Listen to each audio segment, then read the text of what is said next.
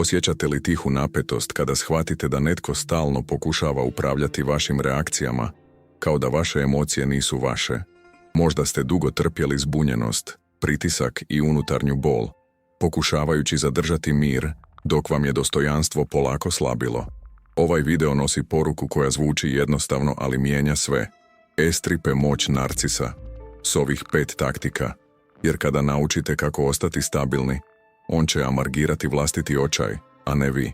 To nije borba, to je mir, to je jasnoća, to je kontrola. Ako osjećate umor i želite ponovno izgraditi snagu, ovo je trenutak da ostanete i naučite kako je stoicizam postaje vaša unutarnja zaštita. Ako želite nastaviti učiti kako kroz stoicizam jačati svoju disciplinu i emocionalnu stabilnost, pretplatite se na kanal i ostanite dio ovog puta prema miru i samokontroli. Sada počinjemo s prvom taktikom. Prva taktika je neutralan odgovor. Bez emocije, bez objašnjavanja, bez potrebe da dokazujete svoju istinu. Kada reagirate smireno, bez dodatne napetosti, prekidate ciklus hranjenja tuđeg ega. Manipulacija živi od vaše reakcije. Kada reakcija nestane, dinamika slabi. To je jednostavno, ali zahtijeva disciplinu. Možda ste navikli reagirati brzo, možda ste mislili da je objašnjavanje znak zrelosti, ali često je to samo umor koji pokušava održati mir. Istina je da svaka emocionalna reakcija daje drugoj osobi osjećaj kontrole. Kada odgovorite kratko i smireno, bez ulaska u raspravu, vi vraćate kontrolu sebi. To je stoicizam u praksi. Epiktet je rekao da nas ne uznemiruju stvari, nego naša mišljenja o njima. Ako promijenite način na koji tumačite provokaciju, ona gubi snagu. Ne morate se boriti, samo promijenite svoj odgovor. Druga taktika je ograničavanje kontakta. To ne znači mržnju, to znači zaštitu energije. Svaka komunikacija koja vas iscrpljuje smanjuje vašu unutarnju stabilnost. Kada smanjite dostupnost, stvarate prostor. U tom prostoru počinje jasnoća. Možda ćete osjetiti nelagodu kada prvi put postavite granicu. To je normalno. Navike se ne mijenjaju bez otpora. Ali dosljednost je ključ. Ako se vratite starom obrascu, vraćate i staru dinamiku. Ako ostanete stabilni, dinamika slabi. Treća taktika je dosljednost u ponašanju.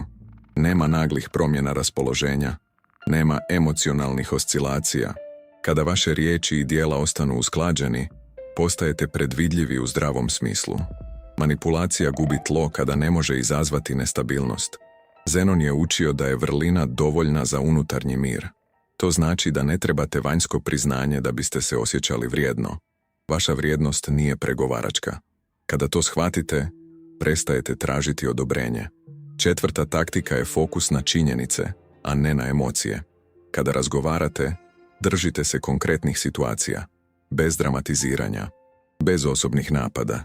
Time sprječavate eskalaciju.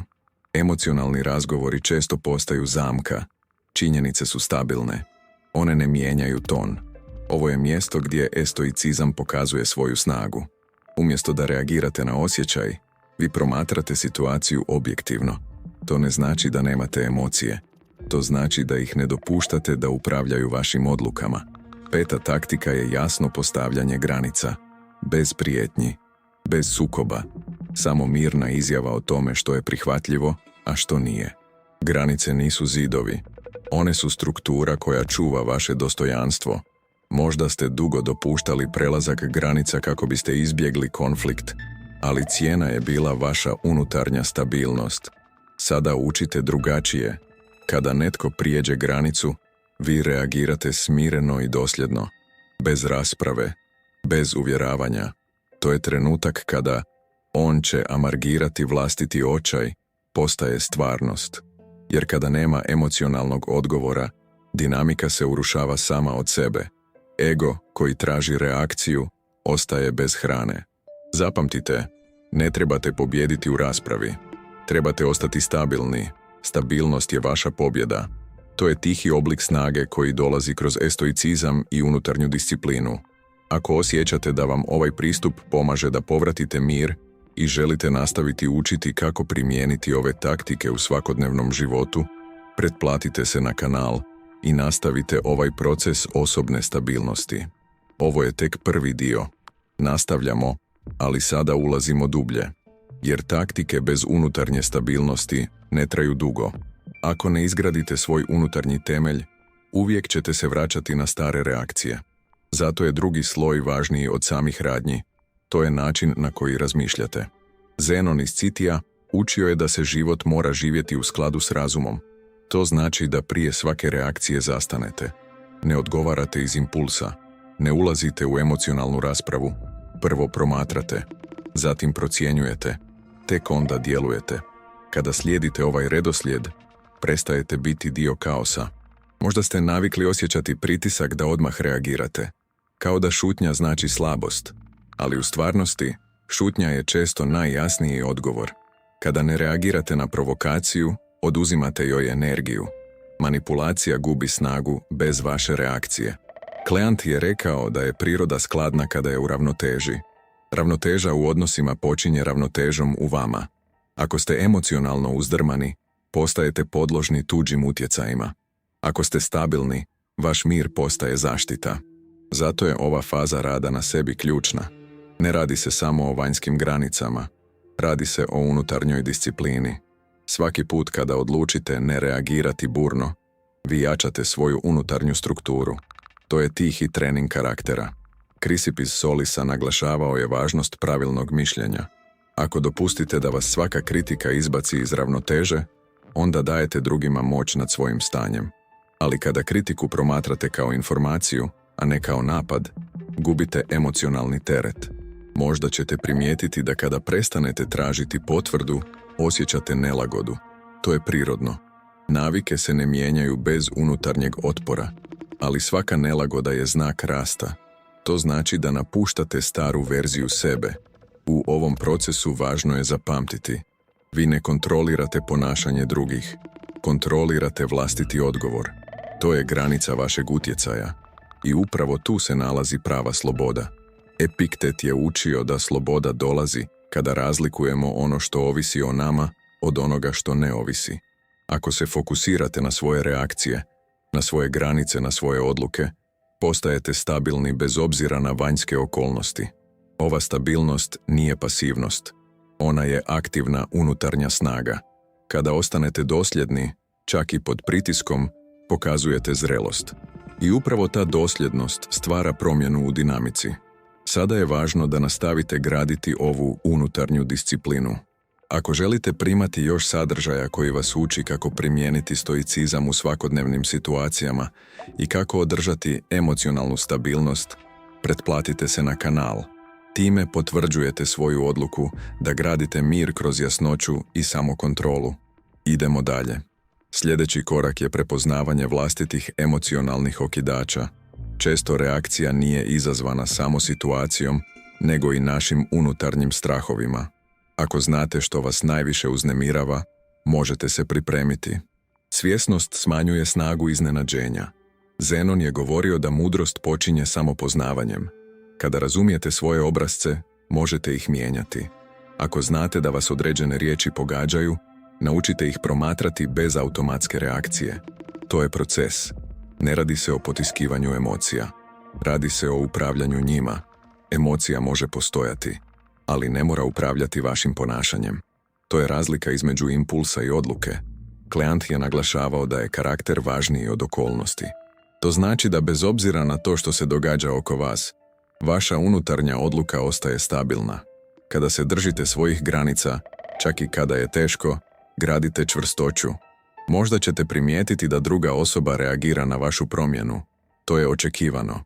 Kada prestanete davati emocionalne reakcije, dinamika se mijenja. Ali vi ostajete smireni. Ne vraćate se starim obrascima. Krisip je učio da ispravno rasuđivanje vodi do ispravnog djelovanja. Ako se oslanjate na logiku, a ne na trenutnu emociju, vaše odluke postaju stabilne. I to je temelj dugoročne snage. Vaša nova strategija nije sukob. Ona je dosljednost. Nema potrebe za dokazivanjem. Nema potrebe za pobjedom u raspravi. Vaš mir je cilj.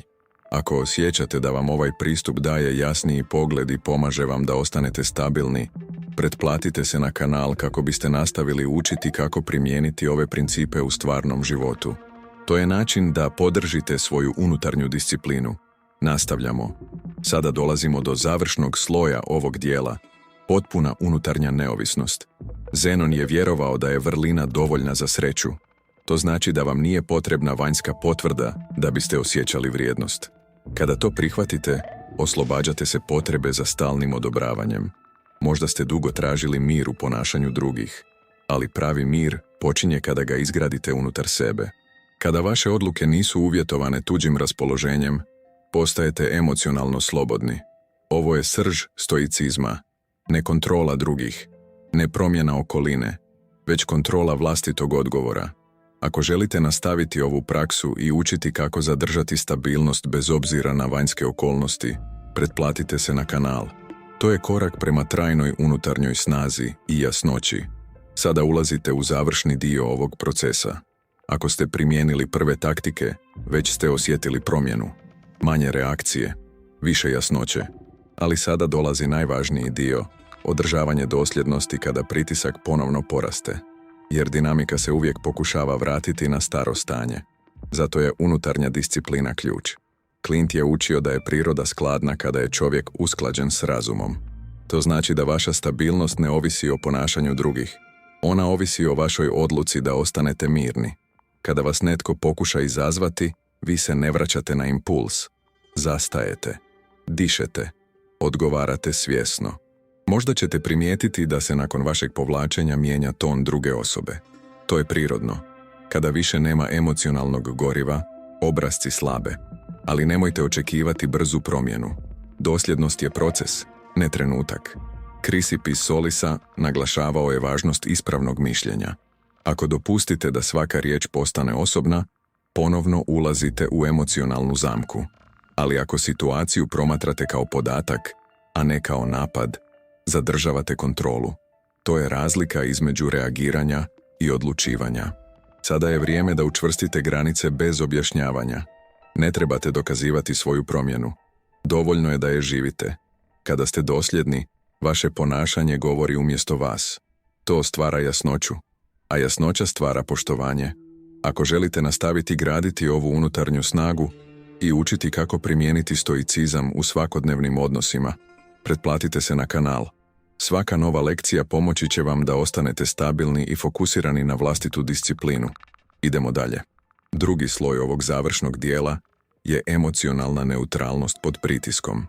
Clint je vjerovao da je vrlina dovoljna za unutarnji mir. To znači da ne trebate vanjsku potvrdu da biste se osjećali stabilno. Kada to prihvatite, prestajete tražiti reakciju drugih kao dokaz vlastite vrijednosti. Možda ćete osjetiti iskušenje da ponovno uđete u objašnjavanje kada se situacija zakomplicira, ali zapamtite, svako dodatno objašnjenje često produžuje dinamiku. Kratki odgovori, miran ton, ograničene informacije, to je vaša nova praksa. Krisip je naglašavao da pogrešno prosuđivanje vodi do pogrešnog djelovanja. Zato prije svake reakcije postavite sebi jednostavno pitanje: hoće li ovaj odgovor pomoći mom miru ili će ga narušiti? Ako narušava mir, ne ulazite u to. Ovo je mjesto gdje ponor postaje stabilan prostor. Ne stvarate udaljenost iz ljutnje. Stvarate je iz samopoštovanja. To je razlika koja mijenja sve. Možda će vam trebati vrijeme da se naviknete na ovu novu razinu samokontrole. To je normalno. Svaka nova navika zahtijeva ponavljanje, ali svako ponavljanje jača vašu unutarnju strukturu. Ako osjećate da vam ovaj sadržaj pomaže da ostanete smireni i dosljedni, pretplatite se na kanal. Na taj način nastavljate razvijati svoju emocionalnu stabilnost i podržavate vlastiti rast kroz stoicizam. Nastavljamo. Treći sloj je potpuna odgovornost za vlastiti odgovor. Clint je učio da je čovjekov karakter njegova prava snaga. To znači da bez obzira na vanjske okolnosti, vi birate svoj stav. To je temelj unutarnje slobode. Kada prestanete pokušavati kontrolirati druge, oslobađate energiju. Ta energija se može usmjeriti na vaš razvoj, vaše ciljeve i vaš mir. To je konstruktivna upotreba snage. Možda ćete primijetiti da se osjećaj kontrole vraća kada prestanete reagirati impulzivno. To je znak da ste ponovno preuzeli odgovornost nad svojim reakcijama. I to je početak stabilnosti. Krisip je vjerovao da je razum alat za jasnoću. Kada koristite razum prije emocije, smanjujete kaos. To ne znači da ignorirate osjećaje. To znači da ih razumijete i usmjeravate. U ovoj fazi više ne govorimo o taktici kao vanjskoj metodi. Govorimo o unutarnjoj transformaciji. Kada promijenite svoj odgovor, mijenjate cijelu dinamiku. Dosljednost je sada vaša najjača strategija. Bez obzira na pokušaje destabilizacije, vi ostajete mirni. To je snaga koja se ne vidi odmah, ali dugoročno mijenja sve. Ako želite nastaviti učiti kako primjenjivati ove principe i održavati emocionalnu stabilnost u svakodnevnom životu, pretplatite se na kanal i nastavite ovaj put unutarnje discipline. Ovo je završni dio ovog segmenta. Sada ulazite u završnu fazu ovog puta. Ako ste do ovdje došli, već razumijete nešto važno. Snaga ne dolazi iz borbe, nego iz stabilnosti. Krisipo iz Solisa učio je da je ispravno razmišljanje temelj ispravnog djelovanja. To znači da prije svake reakcije morate razjasniti svoje misli, jer ako je misao zbunjena, i odgovor će biti zbunjen. Možda ste dugo reagirali iz trenutne emocije. Možda ste pokušavali objasniti svoju istinu svima koji je nisu željeli čuti. Ali sada učite nešto drugačije. Ne morate dokazivati, ne morate uvjeravati. Dovoljno je da ostanete dosljedni. Krisipo je naglašavao važnost logike i unutarnje discipline. Kada vaš postane uredan, vaše ponašanje postaje stabilno. To je osnova stoicizma. Ne kontrola drugih, nego kontrola vlastitog odgovora. Kada to shvatite, prestajete tražiti potvrdu izvana. Možda ćete primijetiti da kada reagirate smireno, druga osoba gubi intenzitet. To nije slučajnost. Manipulativne dinamike hrane se reakcijom. Kada reakcija nestane, dinamika slabi. To je prirodni zakon psihološke ravnoteže. Krisipo je učio da su naši sudovi ono što nas uznemiruje. Ako promijenite sud, mijenjate iskustvo. To znači da provokacija nema moć bez vaše interpretacije. Kada to razumijete, dobivate unutarnju slobodu. Sada je važno održati dosljednost, ne jednom, ne povremeno, nego stalno. Jer samo stabilno ponašanje mijenja obrazac. Ako se vratite starim reakcijama, vraćate i staru dinamiku. Ali ako ostanete mirni, ponor se učvršćuje. Ovo je trenutak kada mnogi odustanu. Jer kada pritisak poraste, lakše je vratiti se u raspravu. Ali vi sada znate da mir ima veću snagu od sukoba. Šutnja može biti snažnija od riječi. Ako želite nastaviti učiti kako primijeniti stoicizam u svakodnevnim odnosima i kako održati kontrolu nad svojim reakcijama bez sukoba, pretplatite se na kanal. Time potvrđujete svoju odluku da gradite stabilnost i jasnoću kroz disciplinu uma. Nastavljamo. Drugi sloj je emocionalna neutralnost. Krisipo je vjerovao da razum treba voditi emocije, a ne obrnuto. To znači da emocija može postojati, ali ne smije upravljati vašim djelovanjem. Kada osjetite provokaciju, ne morate je slijediti. Možda ćete primijetiti unutarnji impuls da odgovorite odmah, ali ako zastanete, već ste pobijedili prvi val reakcije. Taj trenutak pauze je ključan. U toj pauzi birate svoj identitet. Zenon je učio da život u skladu s prirodom znači djelovati razumno. Razuman odgovor nije brz, nego promišljen. Kada birate smirenu reakciju, vi djelujete u skladu sa svojom prirodom, a ne sa tuđim pritiskom. To je vaša nova strategija. Kratki odgovori, jasne granice, bez dodatnih objašnjenja, bez emocionalnog ulaganja u konflikt. To je način na koji gradite unutarnji ponor koji štiti vaš mir. Krisipo je naglašavao da karakter nastaje kroz ponavljanje ispravnih odluka. To znači da svaka mirna reakcija jača vašu stabilnost. Svaka dosljedna granica učvršćuje vaš identitet. Ovo nije trenutna promjena, nego proces. Možda ćete osjetiti da vam se samopouzdanje vraća. To je znak da ste ponovno preuzeli kontrolu nad svojim reakcijama. I to je prava pobjeda. Ako želite nastaviti ovu praksu i učiti kako razviti trajnu emocionalnu stabilnost kroz stoicizam, pretplatite se na kanal. Vaša odluka da ostanete dosljedni čini razliku. Idemo dalje. Treći sloj je potpuna odgovornost za vlastiti mir. Krisipo je učio da su naši sudovi izvor naših uznemirenja. To znači da nitko ne može poremetiti vaš mir bez vašeg sudjelovanja kroz reakciju. Kada to shvatite, prestajete tražiti vanjske uzroke za unutarnju nestabilnost. Možda ste prije tražili objašnjenja za tuđe ponašanje, ali sada znate da je važnije upravljati svojim odgovorom. To je središte stoicizma. Ne mijenjati druge, nego mijenjati sebe. Kada prihvatite ovu odgovornost, osjećate oslobođenje. Vi više niste žrtva okolnosti. Postajete upravitelj vlastitog stanja. To je unutarnja snaga koja se ne vidi odmah, ali je trajna. Krisipo je vjerovao u disciplinu uma. To znači da svaki dan vježbate smirenost. Svaka situacija postaje prilika za trening. Umjesto da reagirate, vi promatrate. Umjesto da eskalirate, vi birate jasnoću. To je posljednji sloj stvaranja stabilnog ponora. Ne radi se o udaljenosti iz ljutnje. Radi se o udaljenosti iz samopoštovanja. Kada prestanete hraniti tuđu manipulaciju reakcijom, dinamika se prirodno mijenja. Vaš mir postaje vaš autoritet. Vaša tišina postaje vaša snaga. Vaša dosljednost postaje vaša zaštita. Ako želite nastaviti primati ovakve duboke i smirene lekcije o stoicizmu i emocionalnoj stabilnosti, pretplatite se na kanal i ostanite dio ove zajednice koja gradi unutarnju disciplinu i jasnoću. Sada završavate ovaj put s potpunom jasnoćom. Ako ste primijenili sve taktike, shvaćate da cilj nikada nije bio borba, nego oslobađanje.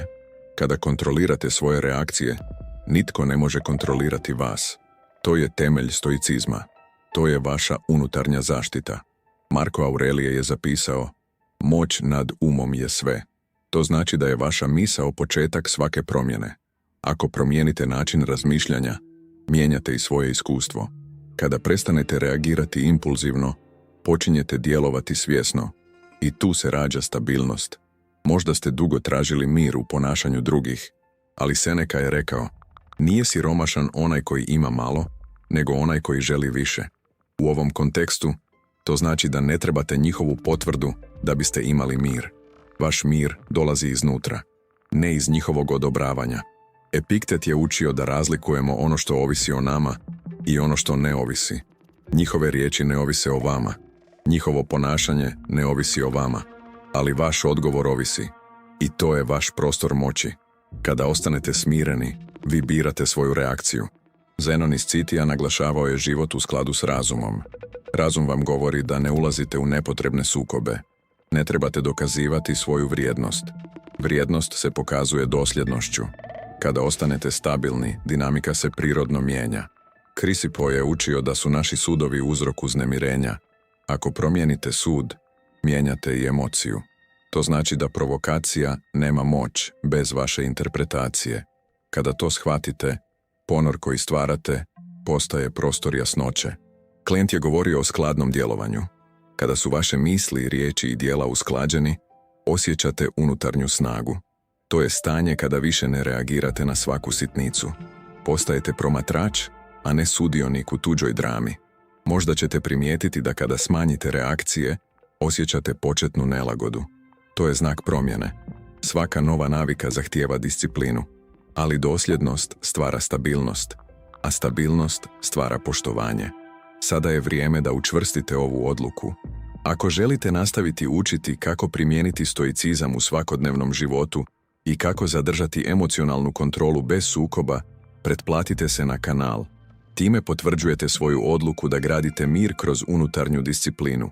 Nastavljamo prema završnom dijelu. Drugi ključ je tišina kao strategija. Seneca je rekao: često smo povrijeđeni više u mašti nego u stvarnosti. Kada prestanete preuveličavati situacije, smanjujete njihov utjecaj. Tišina nije povlačenje iz slabosti. Ona je svjesna odluka da ne hranite konflikt. Epiktet je podsjećao da nitko ne može uzeti vašu unutarnju slobodu bez vašeg pristanka. Kada ne reagirate emocionalno, vi štitite tu slobodu. To je najčvršći oblik samokontrole.